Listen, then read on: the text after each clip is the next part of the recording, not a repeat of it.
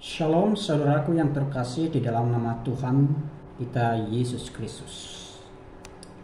Saat ini saya mau membacakan kebenaran firman Tuhan untuk kita. Namun sebelumnya jangan lupa untuk subscribe channel ini, like dan silakan sharekan kepada kawan-kawan saudara supaya mereka juga diberkati oleh Tuhan. Namun sebelumnya mari kita berdoa. Terima kasih Tuhan, saat ini kami mau mendengarkan, ingin mau membacakan kebenaran firman-Mu. Berbicaralah kepada kami siap untuk mendengarkannya. Persiapkanlah hati kami untuk ditaburkan melalui kebenaran firman-Mu. Dalam nama Tuhan kami telah berdoa. Amin. Firman Tuhan kepada kita pada saat ini, ya, bacaan terambil dalam 2 Samuel pasal 5 ayat 1 sampai ayatnya yang ke-25. Daud menjadi raja atas seluruh Israel. Lalu datanglah segala suku Israel kepada Daud di Hebron dan berkata, "Ketahuilah, kami ini darah dagingmu.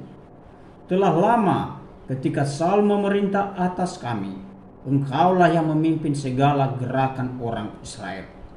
Dan Tuhan telah berfirman kepadamu, Engkaulah yang harus menggembalakan umatku Israel, dan Engkaulah yang menjadi raja atas Israel."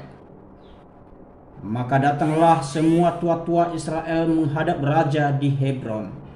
Lalu Raja Daud mengadakan perjanjian dengan mereka di Hebron di hadapan Tuhan. Kemudian mereka mengurapi Daud menjadi raja atas Israel. Daud berumur 30 tahun pada waktu ia menjadi raja.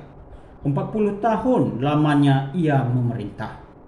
Di Hebron ia memerintah atas Yehuda 7 tahun 6 bulan.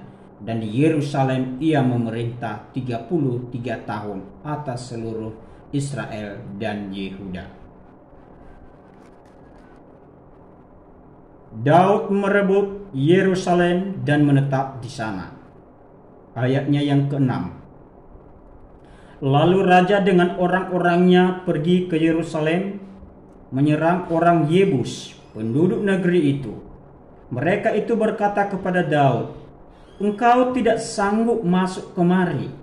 Orang-orang buta dan orang-orang timpang akan mengenyahkan engkau." Maksud mereka, Daud tidak sanggup masuk kemari. Tetapi Daud merebut kubu pertahanan Sion, yaitu kota Daud. Daud telah berkata pada waktu itu, "Siapa yang hendak memukul kalah orang Yebus, haruslah ia masuk melalui saluran air itu." Hati Daud benci kepada orang-orang timpang dan orang-orang buta. Sebab itu orang berkata, orang-orang buta dan orang-orang timpang tidak boleh masuk baik. Dan Daud menetap di kubu pertahanan itu dan menamainya kota Daud. Ia memperkuatnya sekelilingnya mulai dari Milo ke bagian dalam. Lalu makin lama makin besarlah kuasa Daud, sebab Tuhan Allah semesta alam menyertainya. Sekarang istana dan rumah tangga Daud. Ayat 11. Hiram, raja negeri Tirus, mengirim utusan kepada Daud dan kayu aras, tukang-tukang kayu dan tukang-tukang batu. Mereka mendirikan istana bagi Daud. Ayatnya yang ke-12.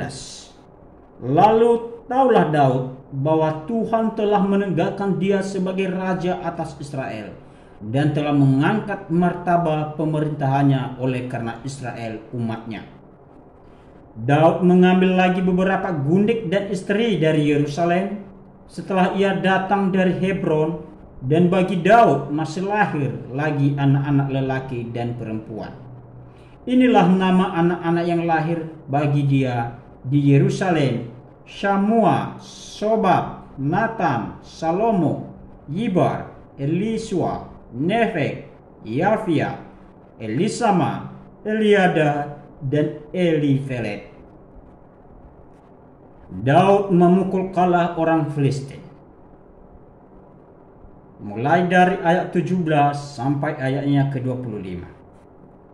Ketika didengar orang Filistin bahwa Daud telah diurapi menjadi raja atas Israel, maka majulah semua orang Filistin untuk menangkap Daud. Tetapi Daud mendengar hal itu, lalu ia pergi ke kubu pertahanan. Ketika orang Filistin itu datang dan memencar di lembah Refaim, bertanyalah Daud kepada Tuhan, apakah aku harus maju melawan orang Filistin itu? Akan kau serahkankah mereka ke dalam tanganku? Tuhan menjawab Daud, majulah, sebab aku pasti akan menyerahkan orang Filistin itu ke dalam tanganmu.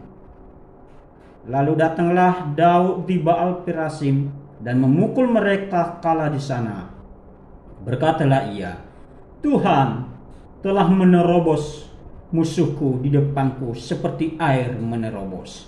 Sebab itu orang menamakan tempat itu Baal Perasim. Orang Filistin itu meninggalkan berhalanya di sana, lalu Daud dan orang-orangnya mengangkatnya.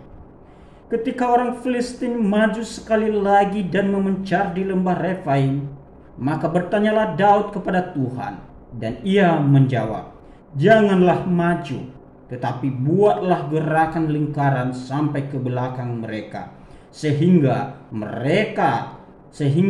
engkau dapat menyerang mereka dari jurusan pohon-pohon kertau. Dan bila engkau mendengar bunyi derak langkah di puncak pohon-pohon kertau itu, maka haruslah engkau bertindak cepat, sebab pada waktu itu Tuhan telah keluar berperang di depanmu untuk memukul kalah tentara orang Filistin. Dan Daud berbuat demikian seperti yang diperintahkan Tuhan kepadanya. Maka ia memukul kalah orang Filistin mulai dari Geba sampai dekat Gezer. Saudaraku yang diberkati oleh Tuhan, kita telah mendengarkan firman Tuhan ini, yaitu bagaimana Daud menjadi raja atas seluruh Israel, menggantikan si Saul. Pada waktu itu kita lihat bagaimana ketaatan si Daud di dalam memerintah bangsa Israel, bahwa dia bukan dipilih saja oleh orang Israel, tetapi Tuhan sendirilah yang memilih Daud pada waktu itu. Kita lihat kalau dalam segi fisik, si Daud pasti tidak masuk kategori dia dalam pilihan. Kenapa? Karena badannya yang mungil, nggak besar badannya seperti si Saul atau saudara-saudaranya yang lain. Tetapi Tuhan memakai dia. Walaupun badannya kecil, tetapi Tuhan melihat hatinya. Begitu dekat kepada Tuhan, selalu memuji, selalu memuliakan, dan selalu taat kepada perintah-perintah Tuhan. Ia tidak pernah mengabaikan apa yang diperintahkan oleh Tuhan. Dia selalu menjadikan Tuhan sebagai rajanya.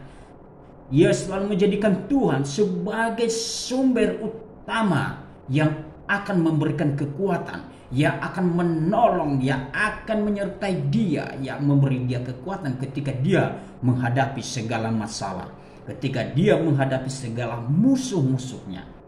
Kita lihat tadi di ayatnya yang ke-25 mengatakan bahwa dan Daud berbuat demikian seperti yang diperintahkan Tuhan kepadanya. Jadi ia tidak pernah mengabaikan. Beda dengan si Saul. Ia kadang meragukan pertolongan Tuhan, tetapi Daud tidak demikian.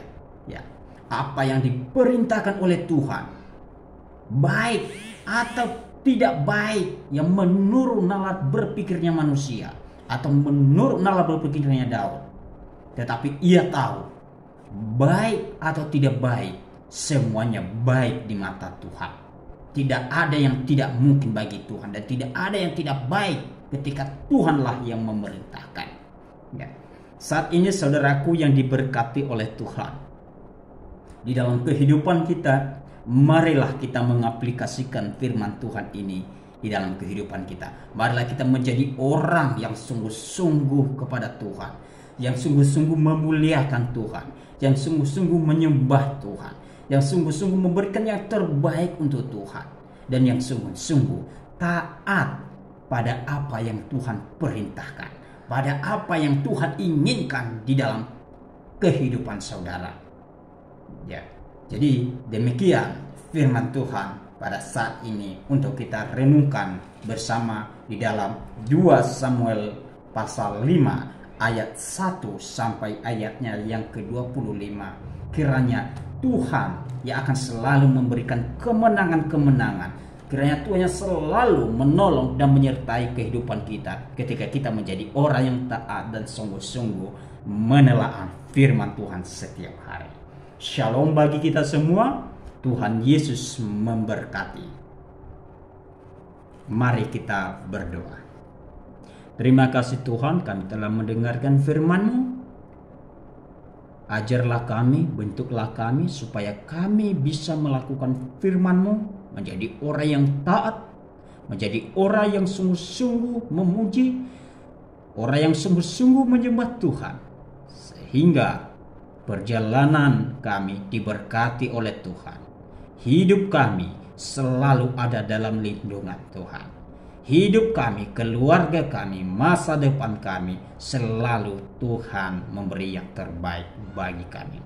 Segala hormat dan kemuliaan akan kami kembalikan di dalam nama Tuhan yang kami sembah, yaitu Yesus Kristus. Amin. Oke, selamat sore buat kita.